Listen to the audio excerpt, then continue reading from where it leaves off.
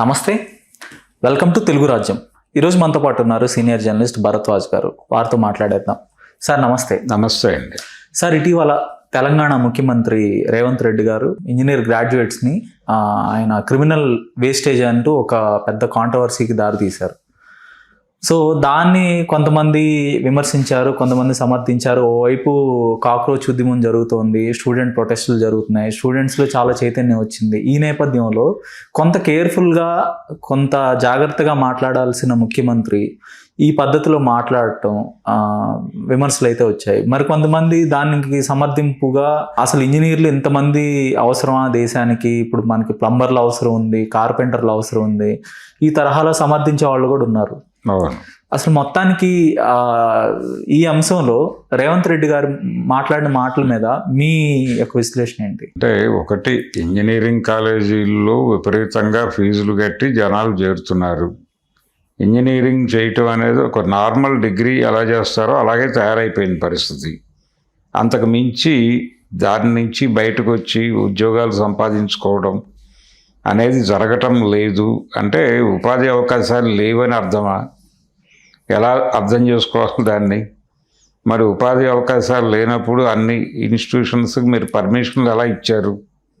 అంతమంది, అన్ని సీట్లు, అంతమందిని ఇంజనీరింగ్ గ్రాడ్యుయేట్లను చేస్తున్నాం మేము, ఇంతమంది ఇంజనీర్లను ఉత్పత్తి చేస్తున్నామని ప్రభుత్వాలు గర్వంగా చెప్పుకున్నాయి కదా.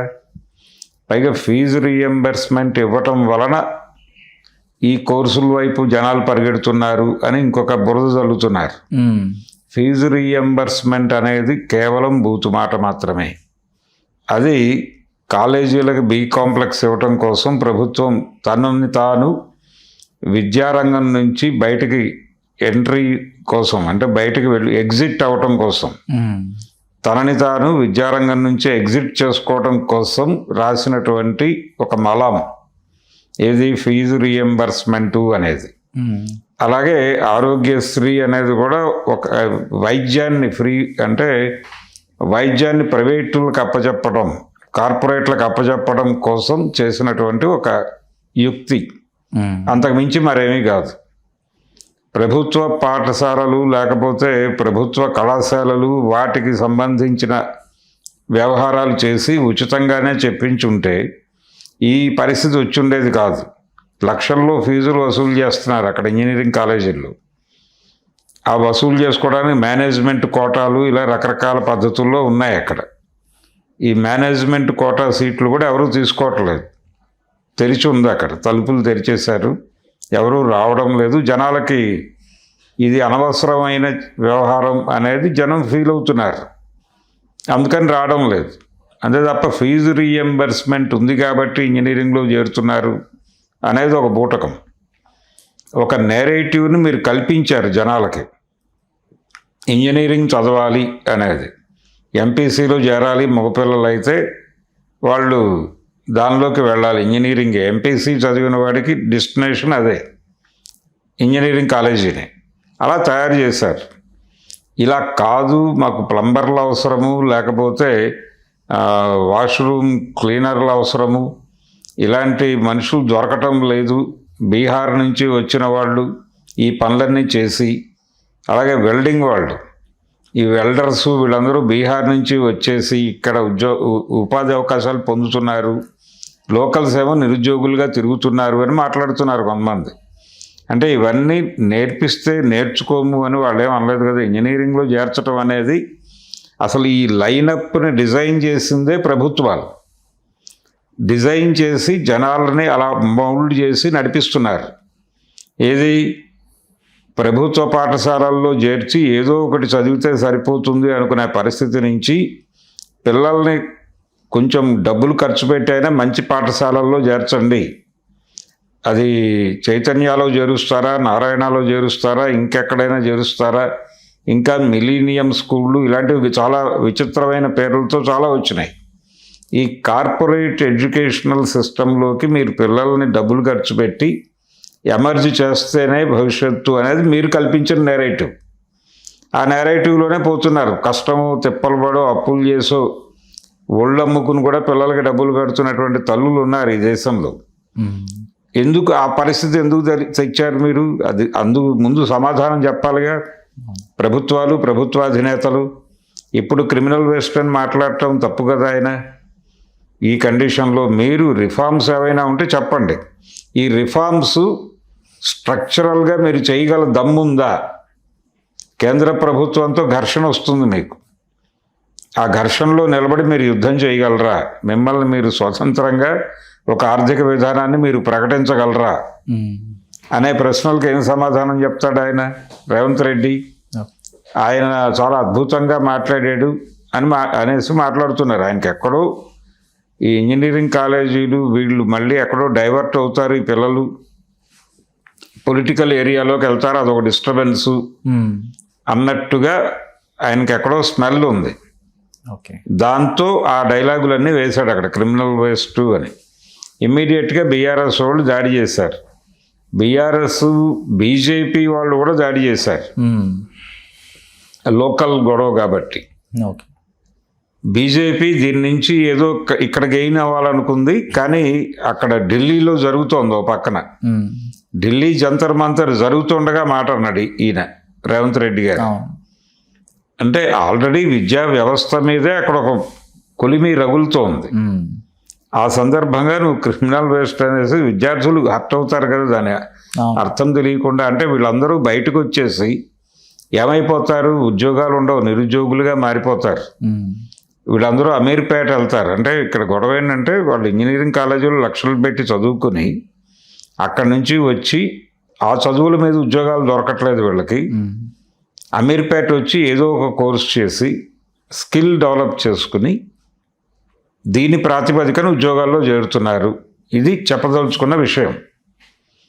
అలాంటప్పుడు అమీర్పేటే ఉంచండి, ఇంజనీరింగ్ కాలేజీలన్నీ తీసేయండి. టోటల్ ఇంజనీరింగ్ కాలేజీలు లైసెన్సులు క్యాన్సిల్ చేస్తున్నాం, రేపటి నుంచి నో ఇంజనీరింగ్, ఓన్లీ అమీర్పేట అని చెప్పానండి. చెప్పే దమ్ముందా ఆయనకి? ఆ మాట చెప్పలేడు కదా. ఇంజనీరింగ్ కాలేజీలు వాళ్ళందరూ మీద పడతారు కదా వచ్చి. మరి అలాంటప్పుడు ఎందుకు వచ్చిన స్టేట్మెంట్లు ఇవన్నీ? మీరేమైనా ప్రభుత్వ రంగంలో ఇంజనీరింగ్ కాలేజీలను పెంచి వీటిని తగ్గించి ఫీజులు లేకుండా చదువుకునే ఏర్పాటు చేయండి. చదువుకుంటారు వచ్చి పిల్లలు. ఇక్కడ ఏం నేర్పుతారో అదే నేర్పండి. ఉపాధి అవకాశాలు లేవు కాబట్టి, ఉపాధి అవకాశాలు లేవని మీరు చెప్తున్నారు. వాళ్ళు నిరుద్యోగులుగా మారుతున్నారు. ఇప్పుడు అక్కడేమో సివిల్ ఇంజనీరింగ్ చదువుతాడు, అమీర్పేట వచ్చేమో నెట్వర్క్ నేర్చుకుంటాడు. ఏదో ఒక ఐటీ కంపెనీలో నెట్వర్కింగ్లోనో లేకపోతే ఇంకో సాఫ్ట్వేరో లేకపోతే రకరకాల ఇవి వచ్చినాయి కదండి ఇప్పుడు అవుట్సోర్సింగ్లో. ఈ అవుట్సోర్సింగ్లో వీళ్ళు ఈ వీసాలు అప్లై చేసిన వాళ్ళ ఇవి వెరిఫై చేయటము అలాంటి పనులు కూడా చేస్తున్నారు కదా. ఈ పనులు చేయటంలో అక్కడ శిక్షణ పొంది వచ్చి ఇక్కడ పనిచేస్తున్నారు.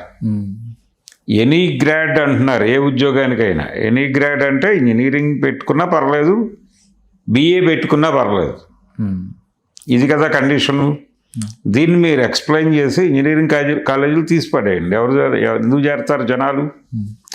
ఓకే, ఇప్పుడు తెలంగాణ సీఎం రేవంత్ గారు కానీ లేదంటే ఆంధ్రప్రదేశ్ సీఎం చంద్రబాబు నాయుడు గారు కానీ దేశవ్యాప్తంగా ప్రధాని నరేంద్ర మోదీ గారు కానీ, అంటే వీళ్ళు ఒక బాధ్యతాయుతమైన స్థానంలో ఉన్నారు. అంటే ఒక ప్రాబ్లం ఉన్నప్పుడు దానికి సొల్యూషన్ చూపాల్సింది పోయి వీళ్ళే ఒక సోషల్ కామెంటేటర్గా అవతారం ఎత్తుతున్నారు. తర్వాత లైఫ్ కోచ్లుగా మారుతున్నారు. ఉచిత సలహాలు వలన ఏం జరుగుతుందంటే పేరెంట్స్ని దోషులుగా మారుస్తున్నారు. పేరెంట్స్ని స్టూడెంట్స్ని దోషులుగా మార్చి మీరన్నట్టుగా కామెంటేటర్గా మారుతున్నారు. వీళ్ళు వ్యాఖ్యానకర్తలుగా మారుతున్నారు. ఇది తప్పు కదా. మీరు చేసిన గోల వలన కదా జరుగుతుంది ఇదంతా. దానికి సంబంధించి మీ ఆత్మవిమర్శ మాట్లాడాలి. మేమేదో అనుకున్నాం, ఇన్ని కాలేజీలు పెట్టి అడ్మిషన్లు ఇచ్చాం, ఇంత జరుగుతోంది, బోల్డ్ భూములు ఆ పేరుతో కబ్జా అయి ఉన్నాయి కదా ఇంజనీరింగ్ కాలేజీల పేరుతో. క్లోజ్ చేయండి, క్లోజ్ చేసేసి అక్కడ ఇంకేదైనా కట్టి ఉపయోగపడేది కట్టండి జనాలకి. ప్లంబర్లనే తయారు చేయండి, ఐటీఐలో చేరితే సరిపోతుంది. ఐటీఐ వాళ్ళ అవసరం ఉంది ఇంజనీరింగ్ వాళ్ళకంటే అని మారుతున్నారు కొంతమంది. పోనీ ఐటీఐలే చెప్పండి. అది కూడా మీరు ఎక్కడ చెప్తున్నారు ఉపాధి? ప్రైవేట్ రంగంలో ఉపాధి అంటున్నారు. ప్లంబర్కి మనం ఫోన్ చేస్తే వాడి ఇంటికి వచ్చి బాగు చేసి వెళ్తాడు. ఎలక్ట్రీషియన్ కావాలి, ఆన్లైన్ యాప్స్ వచ్చేసినాయి. ఈ ఆన్లైన్ యాప్లో రిజిస్టర్ అయిపోయి ఎవడో ఒకడు ఒక స్క్రూ డ్రైవర్ పట్టుకుని తిరిగేస్తున్నాడు, ఊళ్ళో డబ్బులు వచ్చేస్తున్నాయి. స్కూటర్ మెకానిక్లు వాళ్ళకి డబ్బులు వచ్చేస్తున్నాయి. ఇలాంటి వ్యవహారాలన్నీ ప్రపంచంలో నడుస్తున్నాయి. ఇది బ్రైట్గా ఉంది అని చెప్తున్నారు వీళ్ళు. ఉంది, బ్రైట్గానే ఉంది, కాదని ఎవడో అంటలేదు. ఐటీఐలే పెట్టండి, ఐటీఐలే పెట్టండి, ఇవే నేర్పించండి పిల్లలకి. మీరు ఇది తప్ప ప్రపంచం లేదు అన్నారు కాబట్టి అది చదువుకుంటున్నారు. అది అక్కర్లేదు అని మీరు ఒక ప్రకటన చేయగలరా? విధానపరమైన ప్రకటన. మీరు ఎందుకు పర్మిషన్లు ఇచ్చారు, ఎందుకు ఫీజు రీఎంబర్స్మెంట్ ఇస్తున్నారు వాళ్ళకి? ప్రజలు అడిగారని కాదుగా, అది పైగా అదొక నెపం తల్లిదండ్రుల మీద.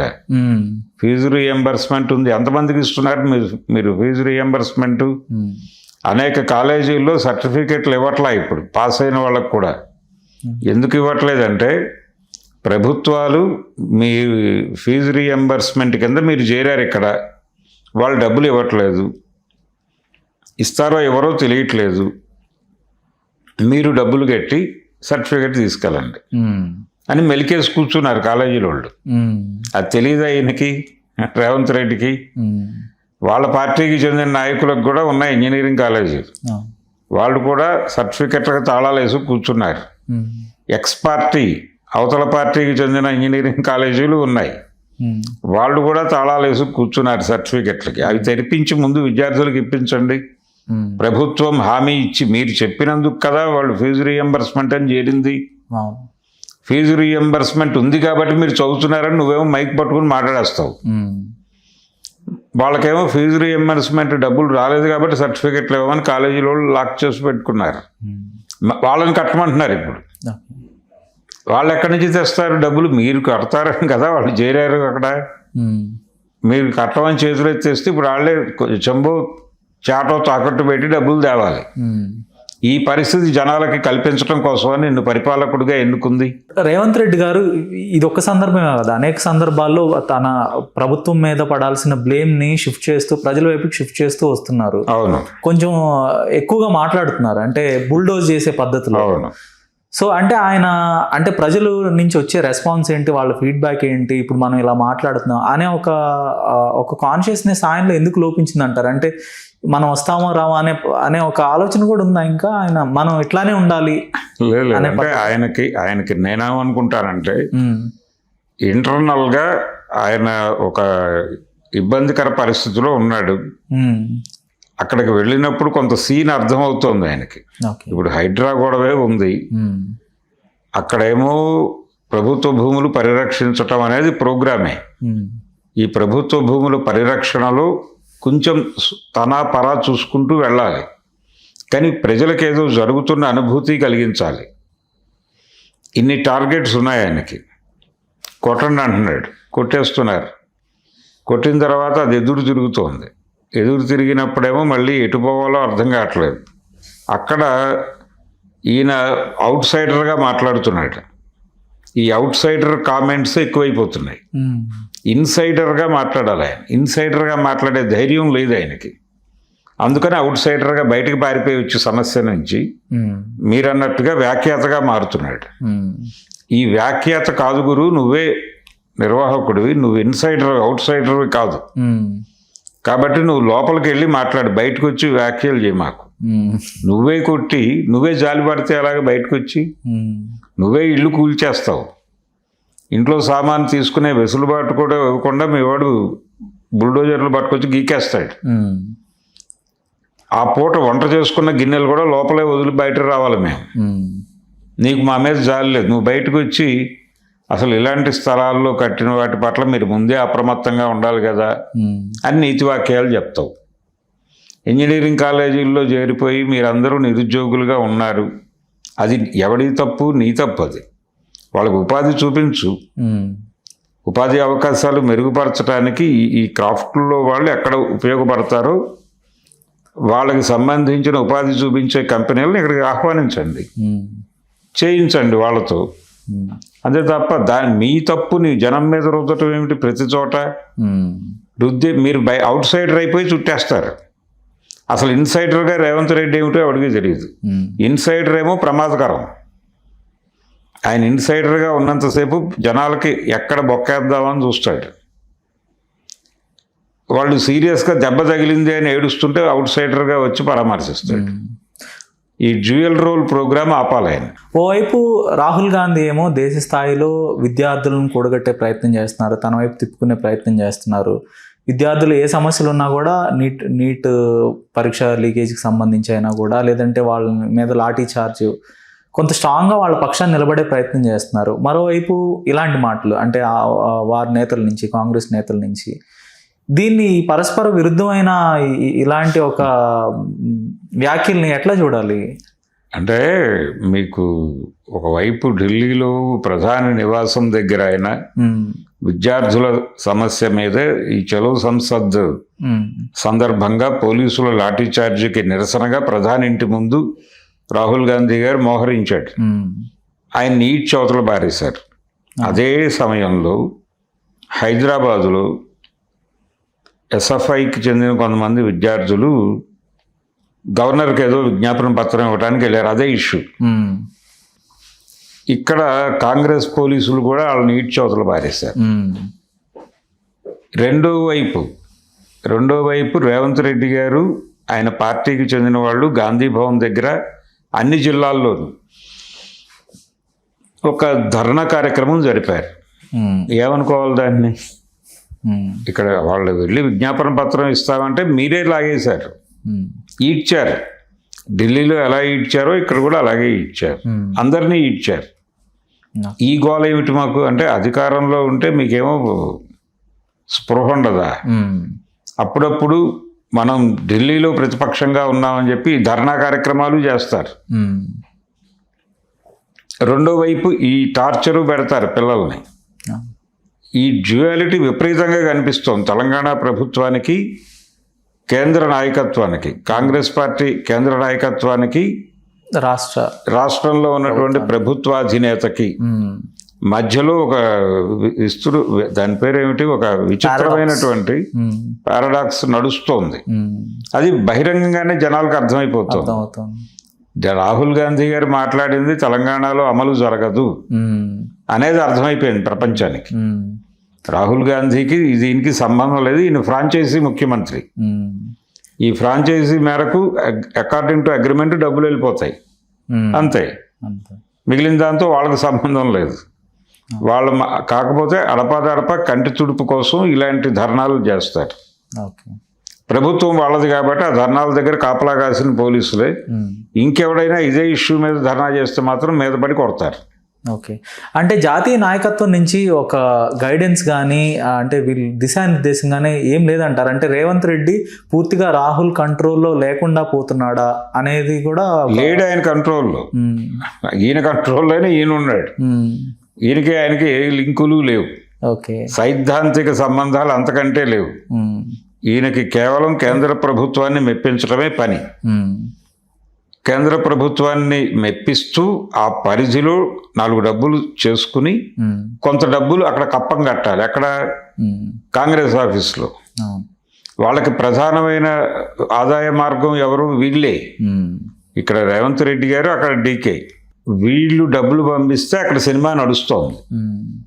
వాళ్ళ ఆదాయ మార్గాలన్నీ గండి కొట్టేసింది బీజేపీ. సో వాళ్ళకు ఉన్నటువంటి ప్రస్తుతం ఫైనాన్షియల్ సోర్స్ ఫ్రమ్ సౌత్ కొంతమేరకి ఇదే. అంటే రేపటి రోజున కాంగ్రెస్ పార్టీ కానీ, ఇండియా కూటమి కానీ పర్టికులర్గా పార్లమెంట్లో బలంగా నిలబడాల్సి వస్తే, లేదు బీజేపీ ఏదన్నా ఇండియా కూటమి నుంచి కొంత బలాన్ని తీసుకోవాల్సి వస్తే ఏదో ఒక బిల్లు సందర్భంలో, రేవంత్ రెడ్డి ఆయన వ్యవహార శైలి ఎలా ఉంటుంది అంటారు? అదొక అనుమానం కూడా ఉంది. ఈయనేం మాట్లాడు ఇక్కడ వీళ్ళ ఎంపీలు మాత్రం అక్కడ విధానానికి, అక్కడ విప్కి అనుకూలంగా వెళ్తారు అంతవరకే. ఈయన ఇక్కడ తన పద్ధతిలో తను ఉంటాడు. ఓకే, అంతే తప్ప గొడవలకి వెళ్ళే పరిస్థితి కాదు. ఇప్పుడు ఏపీలో జగన్మోహన్ రెడ్డి ఏ పాత్ర పోషిస్తున్నాడో, ఇక్కడ కాంగ్రెస్ పార్టీలో ఉండి రేవంత్ రెడ్డి గారు కూడా అలాంటి పాత్రే పోషిస్తున్నాడు. కాకపోతే జగన్మోహన్ రెడ్డి కంటే సమ్ బెటర్. ఓకే, కొంచెం స్వేచ్ఛ ఉంది ఇతనికి. కొంచెం బీజేపీని ఒక మాట అనగలడు, పైకైనా కూడా. అంతే. ఇన్సైడ్ ప్రోగ్రామ్స్ లేవు ఇక్కడ. లేవు. ఓకే, ఈయనకంటే దారుణమైన కండిషన్లో ఆయన ఉన్నాడు, జగన్ గారు ఉన్నారు. జగన్ రెడ్డి ఉన్నాడు. ఇది పరిస్థితి. ఓకే. సో వీళ్ళు నెపం ఊళ్ళో వాళ్ళ మీద వేయటం, ఇంజనీరింగ్ చదివించడం అనేది మీకు ఒక పిచ్చి పట్టింది. ఆ పిచ్చిలో మీరు పిల్లలందరినీ తీసుకెళ్ళి అందులో వేస్తున్నారు. అందులో వేస్తే వాళ్ళకి ఏమీ ఉపయోగం లేదు, ఉద్యోగాలు రావు. వాళ్ళందరూ వెళ్ళిపోయి అమీర్పేటలో చేరుతున్నారు. అదంతా గందరగోళం. వీళ్ళ వలన సమాజం గందరగోళం. ఈ పిచ్చి మాటలన్నీ మానేసి ఇన్సైడర్గా ఉండండి, ఇన్సైడర్గానే మాట్లాడండి. బాధ్యతాయుతంగా మాట్లాడాలి, అంతవరకే. అవుట్ సైడర్ వ్యాఖ్యానాలు మాకు అక్కర్లా. అది చెప్పేవాళ్ళు చాలా మంది ఉన్నారు ప్రపంచం. ధన్యవాదాలు sir. Thank you. Hello, Telugu రాజ్యం ఛానల్ చూస్తున్నారా? సామాజిక, రాజకీయ, జీవన చిత్రణే తెలుగు రాజ్యం. అతిశయోక్తులు, అసత్యాలు ఉండవు. రాజకీయ కోణం కాదు, ప్రజా కోణమే కొలబద్ద. తెలుగు రాజ్యం వీక్షణ మీ ఉత్తమ అభిరుచికి నిదర్శనం.